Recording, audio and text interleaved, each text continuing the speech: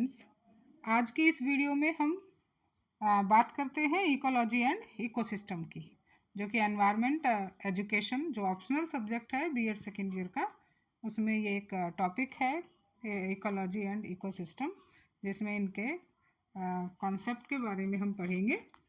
तो जो ये एनवायरनमेंट एजुकेशन है, ये एक इम्पॉर्टेंट एक तरह से सब्जेक्ट लिया गया है in every field of study.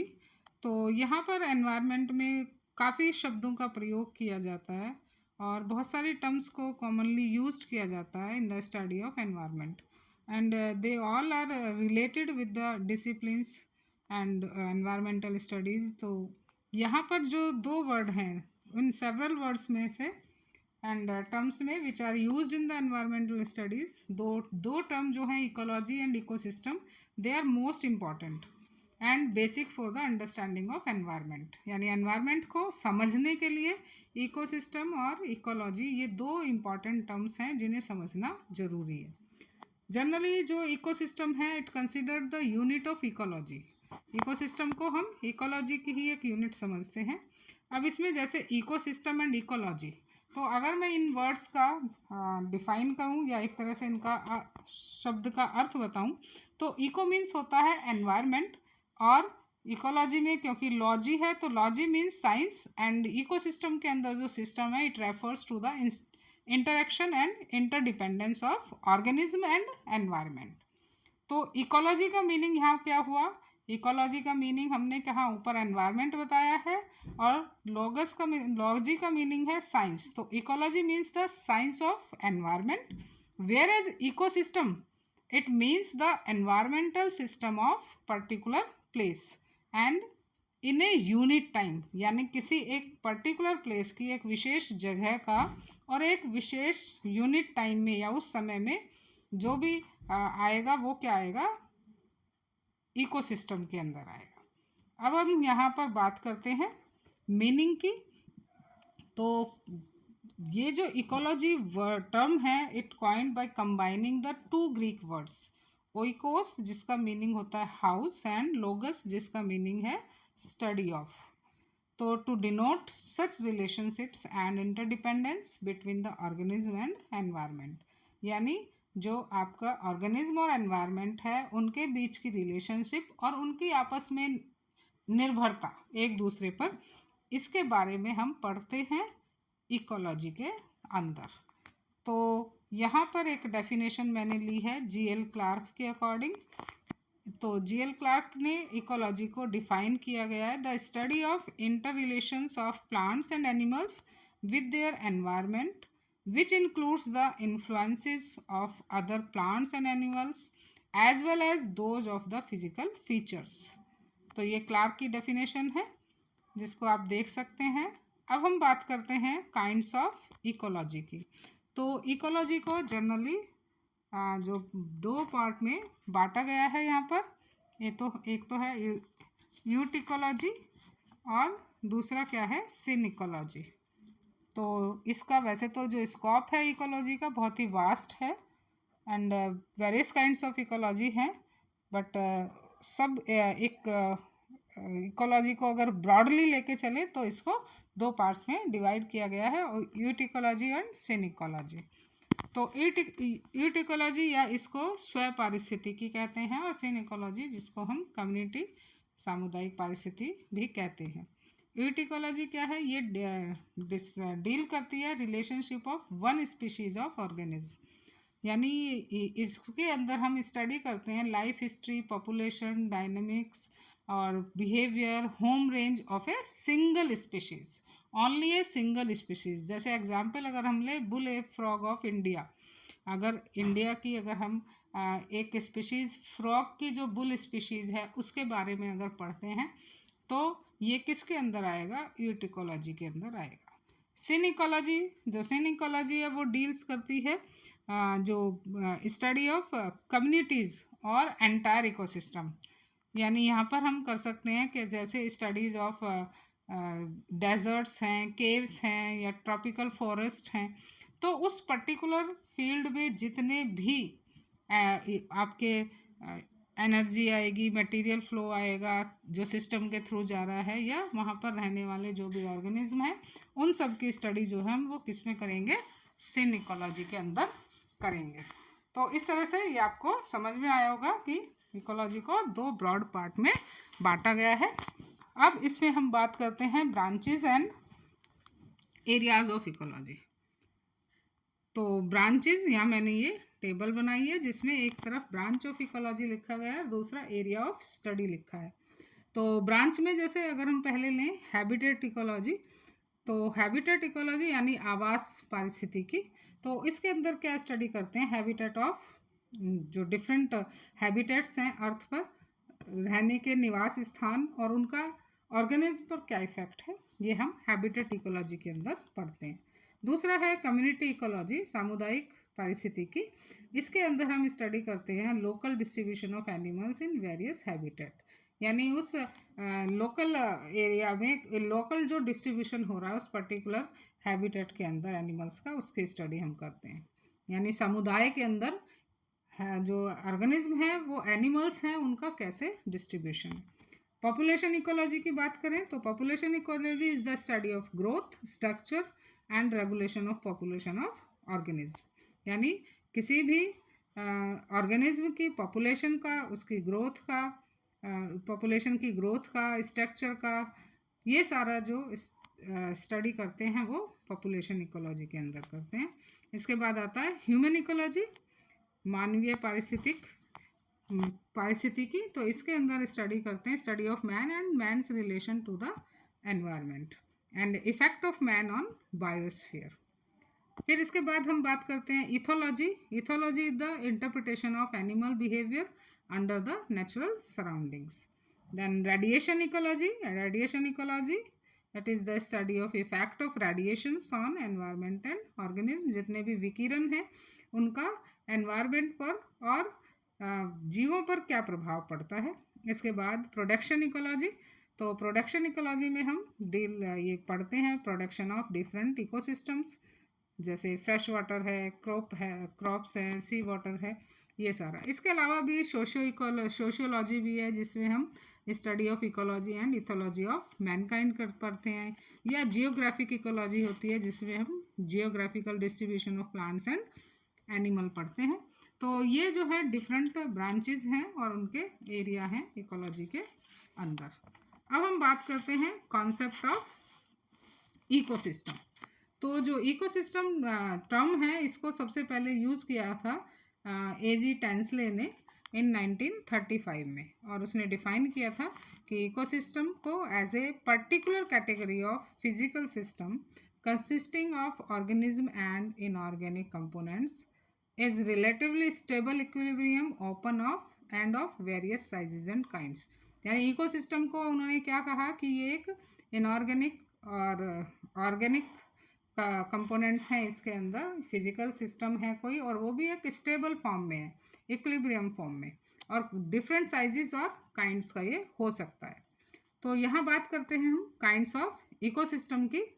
तो काइंड्स ऑफ इकोसिस्टम इसको 3 पार्ट्स में बांटा गया है, जिसमें से पहला है नेचुरल इकोसिस्टम, दूसरा है आर्टिफिशियल इकोसिस्टम और तीसरा है स्पेस इकोसिस्टम।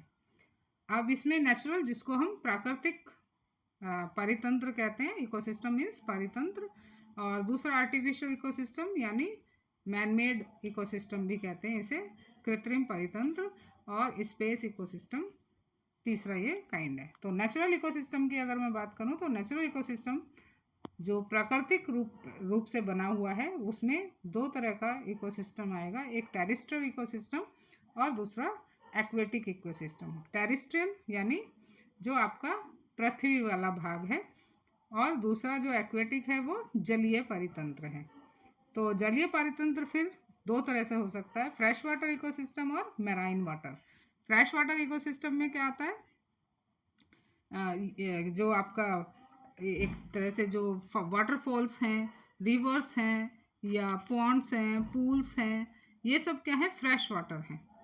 और मैराइन वाटर या ओशियन वाटर जो है वो आपका जैसे सी है, ओशियन है, ये सारे इकोसिस्टम, यानी इनके अंदर जो एनिमल्स हैं, जो फिजिकल और जो आपकी बायोटिक कंपोनेंट्स हैं, उन सबको मिलाकर ये इकोसिस्टम बनेगा। और अगर हम टेरेस्ट्रियल इकोसिस्टम की बात करते हैं तो टेरेस्ट्रियल इकोसिस्टम में जैसे फॉरेस्ट इकोसिस्टम है, ग्रासलैंड इकोसिस्टम है या डेजर्ट इकोसिस्टम है, ये किसके अंदर आएंगे? आपके टेरेस्ट्रियल इकोसिस्टम के अंदर आएंगे। अब बात करते हैं हम दूसरा आर्टिफिशियल इकोसिस्टम, जिसको हम मैन मेड इकोसिस्टम भी कहते हैं, यानी मानव निर्मित पारितंत्र। और मानव निर्मित पारितंत्र में कई एग्जाम्पल आ सकते हैं क्योंकि ये मनुष्य के द्वारा बनाया गया है, जैसे क्रॉप प्लांट इकोसिस्टम। अगर आप इस किसी भी फील्ड, जो क्रॉप फील्ड एरिया होता है, उसको अगर किसी पर्टिकुलर क्रॉप का आप ले रहे हैं उस घास, उस सॉरी खेत के अंदर, तो वहाँ पर जितने भी बायोटिक और एबायोटिक कंपोनेंट हैं वो सब मिलके क्रॉप लैंड इकोसिस्टम को बनाएंगे।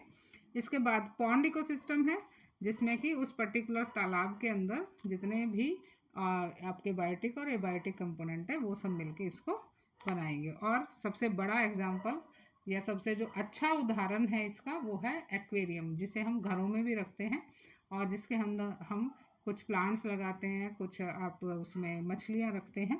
तो ये भी क्या है? आर्टिफिशियल इकोसिस्टम है। इसके बाद space ecosystem, generally space ecosystem भी एक रिसेंट डेवलपमेंट है, लेकिन ये आर्टिफिशियल इकोसिस्टम के अंदर ही आता है, क्योंकि स्पेस में जो भी डेवलपमेंट हो रहा है या स्पेस में जो एक हम स्पेस लैब्स बनाते हैं या स्पेस के अंदर जितने भी आपकी एयर है और दूसरी कंपोनेंट्स हैं, वो सब मिलके क्या है? स्पेस इकोसिस्टम को बनाएंगे। वैसे अगर देखा जाए तो ये क्लासिफिकेशन जो इकोसिस्टम्स का है वो डिफरेंट बेसिस पर भी हो सकता है। जैसे अगर हम हैबिटेट को ले लें तो उसके बेस पर हम डिफरेंट इकोसिस्टम्स को बता सकते हैं। दूसरा, अगर हम क्या कहते हैं, एक तरह से sources and level of energies ले लें, उसके बेस पर हम इकोसिस्टम को डिफाइन कर सकते हैं। जैसे एनर्जी के बेस पर अगर हम करें तो नेचुरल सोलर पावर्ड इकोसिस्टम्स होते हैं, जो कि एक सोलर पावर से जनरेटेड है, या दूसरा हम रिन्यूएबल रिसोर्सेज को ले सकते हैं। तो इस तरह से डिफरेंट काइंड्स ऑफ इकोसिस्टम को भी हम और कह सकते हैं। अब इसके बाद हम बात करते हैं कंपोनेंट ऑफ इकोसिस्टम की। तो जनरली किसी भी इकोसिस्टम के अंदर 3 मेजर कंपोनेंट्स होते हैं। पहला है एनर्जी कंपोनेंट, दूसरा है फिजिकल कंपोनेंट और तीसरा है बायोलॉजिकल कंपोनेंट्स। तो एनर्जी कंपोनेंट्स जिसमें रेडिएंट और फिक्स्ड एनर्जी आती है, और फिजिकल कंपोनेंट की बात करें तो यहाँ पर land, water, air and sunlight जो हैं इसके अंदर आते हैं। कुछ ऑर्गेनिक सब्सटेंस जैसे कार्बन, प्रोटीन्स, फैट्स या लिक्विड सब्सटेंसेस हैं, तो ये भी इसी के अंदर आएंगे। देन बायोलॉजिकल कंपोनेंट्स की अगर बात करते हैं तो बायोलॉजिकल कंपोनेंट्स में प्लांट्स एंड एनिमल्स आते हैं, इंक्लूडिंग ह्यूमन बींग्स। तो इस तरह से ये कंपोनेंट्स हैं किसी भी इकोसिस्टम के। अगर आप कोई भी इकोसिस्टम डेवलप करना चाहते हैं या आपको लिखने के लिए आ जाए और आपको याद नहीं है, मान लो आपको पॉन्ड इकोसिस्टम आ जाए, तो इन 3 बेसिस पर ही हम पॉन्ड इकोसिस्टम को लिख सकते हैं या बना भी सकते हैं। देन इसके बाद हम बात करते हैं फंक्शनिंग ऑफ इकोसिस्टम, कैसे किसकी फंक्शनिंग है। तो फंक्शनिंग जो है जनरली इट इज़ जो basically it depends on the pattern of energy flow, क्योंकि जो भी लिविंग कंपोनेंट्स हैं किसी भी इकोसिस्टम के, वो क्या करते हैं? एनर्जी फ्लो पर ही डिपेंड करते हैं, और ये एनर्जी फ्लो ही उनके डिस्ट्रीब्यूशन और circulation of organic and inorganic matter में हेल्प करता है विद इन दैट इकोसिस्टम। यानी उस इकोसिस्टम के अंदर जो सर्कुलेशन होगा वो एनर्जी फ्लो पर ही बेस्ड होता है।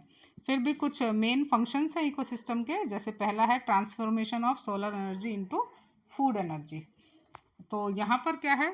ट्रांसफॉर्मेशन, जो सोलर रेडिएशंस हैं वो क्या है? बेसिक इनपुट है एनर्जी का किसी भी इकोसिस्टम में एंटर होने का। तो यहाँ पर जो रेडिएंट एनर्जी है वो रिसीव होती है, ग्रीन प्लांट्स उसको रिसीव करते हैं, और जितनी भी सोलर एनर्जी प्लांट्स रिसीव करते हैं वो उसको कन्वर्ट कर देते हैं केमिकल एनर्जी ऑफ फूड में। यानी प्लांट्स अपना खाना फोटोसिंथेसिस से बनाते हैं और उसको फिर उस प्लांट उस एनर्जी को ट्रांसफर कर देते हैं फूड एनर्जी के फॉर्म में। तो यही वो एनर्जी है जो यूज़ की जाती है एनिमल्स के थ्रू, क्योंकि यहाँ पर प्राइमरी जो प्रोड्यूसर्स हैं bottom of the trophic level वो प्लांट्स हैं, और इस एनर्जी को दूसरे ट्रॉफिक लेवल्स पर फिर लेते हैं। जैसे पहले हर्बीवोर्स लेते हैं और फिर उसके बाद कार्निवोर्स लेते हैं और फिर उसके बाद उसमें वो ओमनिवोर्स में जाती है। तो इस तरह से जो एक मेन फंक्शन जो है किसी भी इकोसिस्टम का वो transformation of solar energy into food energy है। दूसरा है circulation of elements through energy flow. तो यहाँ पर जो एनर्जी फ्लो है वो मेन ड्राइविंग फोर्स है न्यूट्रिएंट सर्कुलेशन में विद डिफरेंट बायोटिक कंपोनेंट्स के अंदर किसी भी इकोसिस्टम है। तो यहाँ पर जो इनऑर्गेनिक और ऑर्गेनिक सब्सटेंसेस हैं they are moved reversibly in biosphere, और जो कि या एटमॉस्फेयर में या हाइड्रोस्फीयर या लिथोस्फीयर वो एक क्लोज सिस्टम के थ्रू चलते रहते हैं। यानी आप जैसे खाना पौधों ने बनाया, फिर एनिमल्स ने लिया, फिर एनिमल्स जब उस जो एनर्जी पौधों में थी वो एनिमल्स के अंदर चली गई, एनिमल्स के बाद फिर वो जो डेड हुए तब तो फिर दोबारा से वो क्या आ गया पृथ्वी के अंदर, वहाँ पर इनऑर्गेनिक सब्सटेंस के फॉर्म में फिर दोबारा से इसमें चली जाती है। तो इस तरह से ये सर्कुलेशन जो है एलिमेंट्स का थ्रू एनर्जी फ्लो होता रहता है। थर्ड फंक्शन जो है conversion of elements into inorganic forms.